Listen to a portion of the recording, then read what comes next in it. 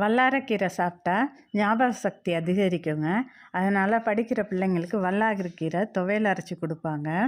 நம்ம மாடி தோட்டத்தில் வல்லாரக்கீரை எப்படி வளர்க்குறேன்னு நீங்கள் பாருங்க. நான் ஒரு சின்ன தொட்டியில் தான் வச்சுருக்கேன் இப்போதைக்கு.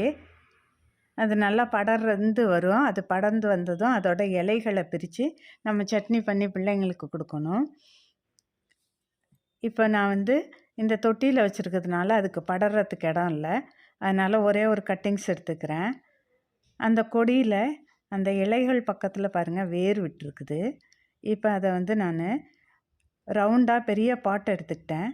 அதில் படர்றதுக்கு நல்ல இடம் இருக்கும். அதனால் அதில் நட்டு வைக்கலாம் வாங்க. இந்த பாருங்கள், அந்த வேர்கள் இருக்க இடம் மண் உள்ளார போகிற மாதிரி அந்த இலை பக்கத்தில் மண் போட்டு நான் அதை நட்டு வச்சுட்டேன். ஓகே ஃப்ரெண்ட்ஸ், நீங்களும்